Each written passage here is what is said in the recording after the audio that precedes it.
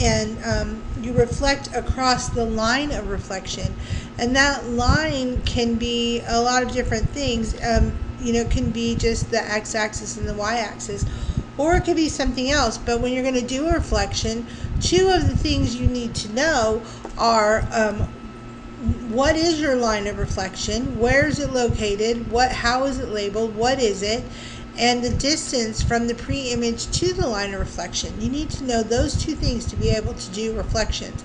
So in your notes, you might want to make a note of that. The two items that are important to know is what is your line of reflection, and then the distance from the pre-image to the line of reflection.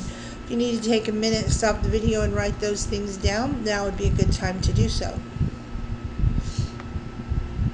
When you're looking at an object with a pre-image, that's always the before is the pre-image, and you have your labels, points here. We have this triangle ABC, and then we have this line of reflection right here, this line right here. So we'll just call that out. That's our line of reflection.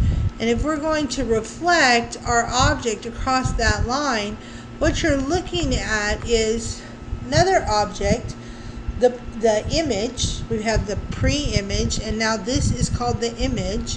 Whoops, I need a pen. The image, that's the after. The image, which is also the after.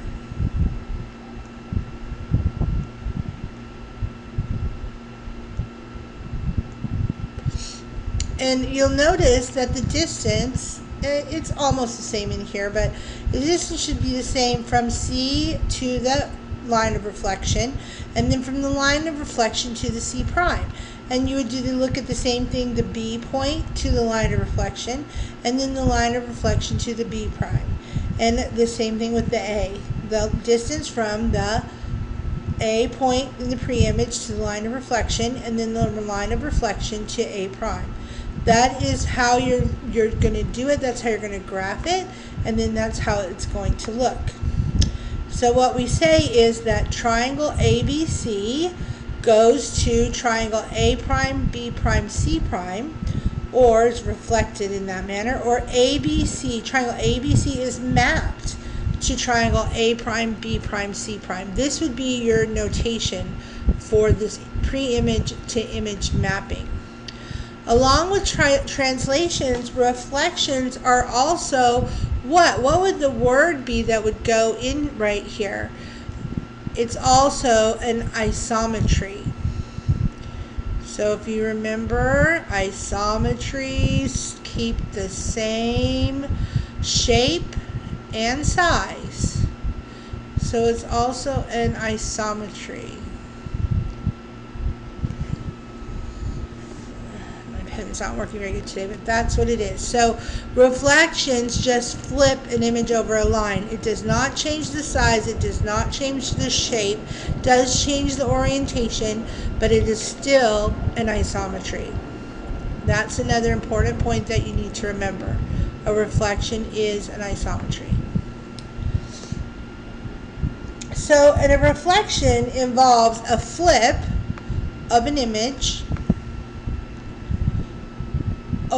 usually over the x or y axis. That's one of the ways we can reflect, is over the x or y axis.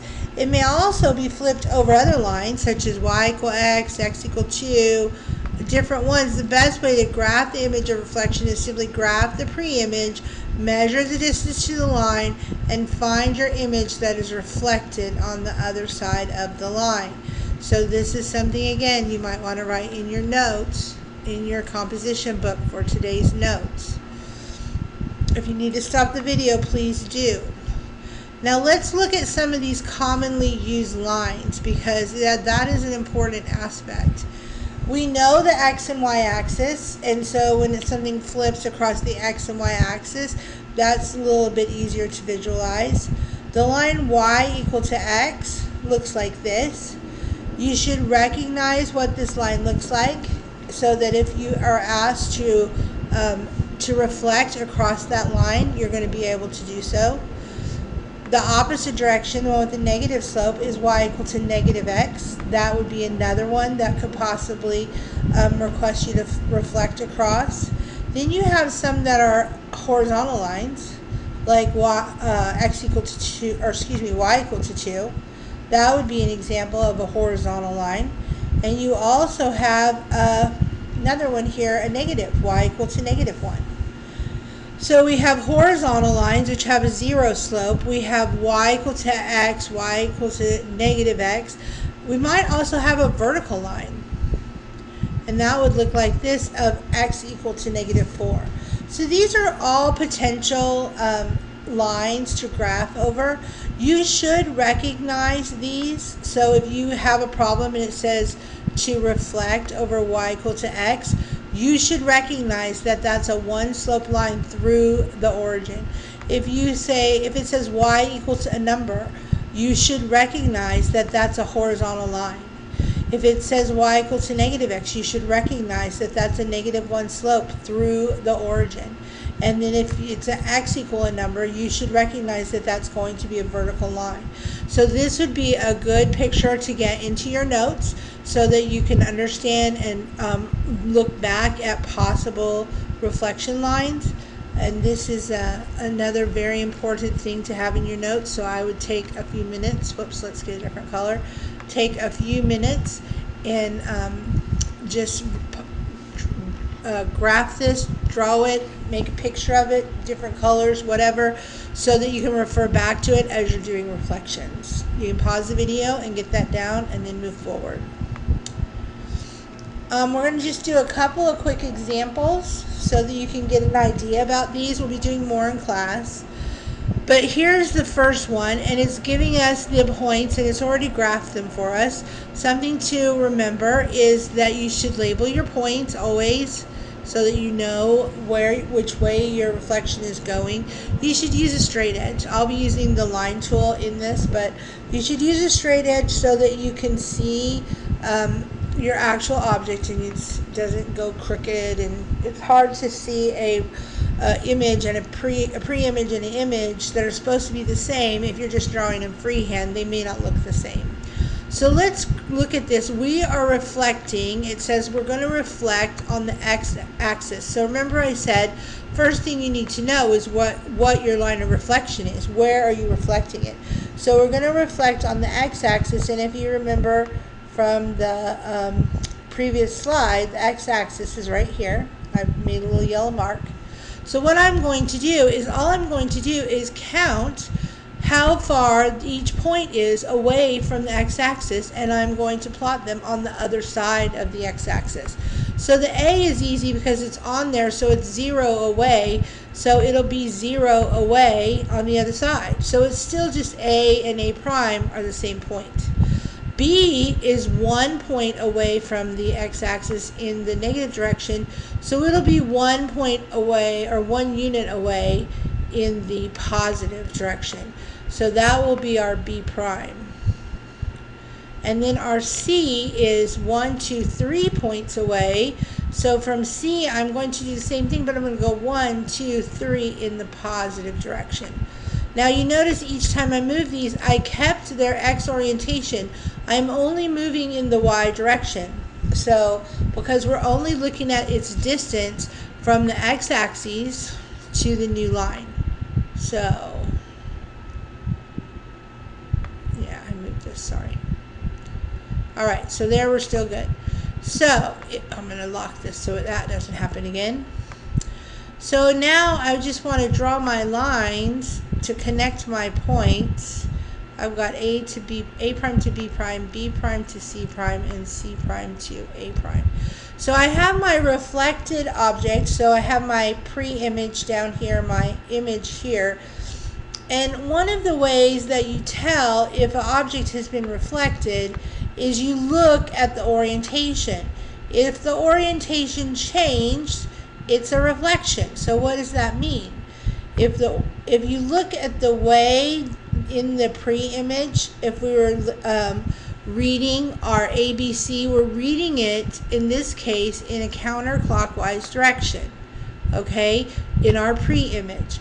If you look at your image and you read the triangle, now you're going in a clockwise direction. So your orientation has changed from counterclockwise to clockwise. If it's a reflection, the orientation needs to change. So that's one way you can tell the difference between a reflection and possibly a rotation or translation. One more example. Let's graph these 3 points.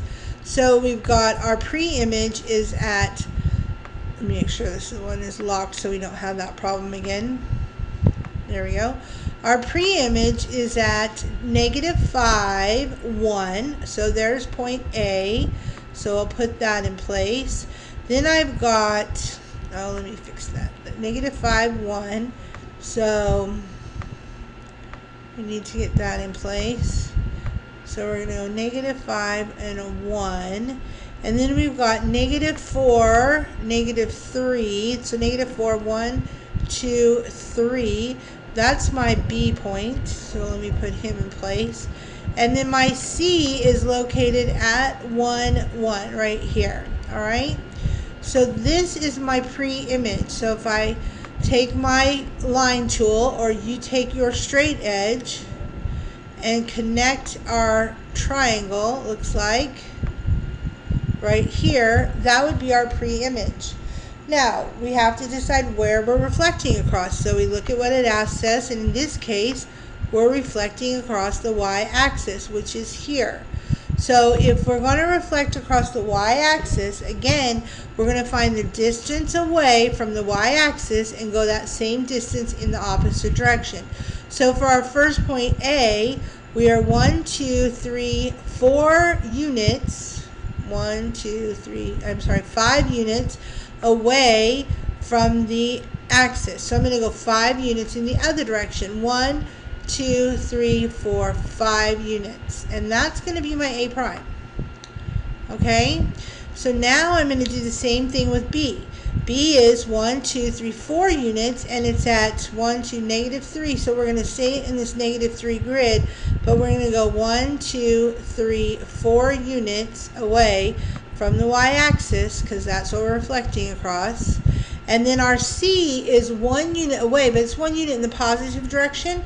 So that means we have to go 1 unit in the negative direction. And that's going to be our C prime. So now if I want to connect my lines again, I'm going to go, actually let me fix that. I'm going to go from A to B prime. I'm going to go from B prime to C prime. And I'm going to go from C prime to A prime. So that one's a little bit off. Let's fix him really quick like so. Alright, so if I look at my pre-image, ABC, that's my first triangle. But let's also look at our image triangle. So I'm just going to change this color real quick to kind of help you see it a little bit better. We'll make him red. So the difference is now the black triangle is your pre-image, the red triangle is your image. So you still have the same thing. They're still congruent shapes. They're still in isometry. They have the same shape, same size. But let's just check our orientation. So in this one, if we read it ABC, we're going in this direction. And in this one, if we read it ABC, we're going in this direction. So we have changed the orientation, which means it's definitely a reflection, which is what we want, because that's what we were trying to do. All right, so that's kind of reflections across the X and Y axis. In class, we're going to practice these, and as well, we are also going to look at reflecting across different lines. But for right now, make sure in your notes that you have written these down somewhere. If you haven't, please do so now. You need to remember that reflection is when you flip something across the line of reflection. So you're going the opposite direction across the line of reflection. You always should label the points of the pre-image and the image and use a straight edge when drawing. You want to make sure your image and your pre-image look the same. So you need to be precise with how you draw them. Use the proper tools. And number 3 is that you need to remember that reflection are isometries. We've already talked about that, but you need to recall that. And then number 4, if you're checking for a reflection, in a reflection, the orientation changes. So that's something, if you're asked, is it a reflection or a rotation? That would be one way to check if it was a reflection or an orientation. So those are your notes for tonight. Make sure you've done the notes. Maybe copy down the examples, but at the very least, you should copy these things down on things to remember. And I will see you in class.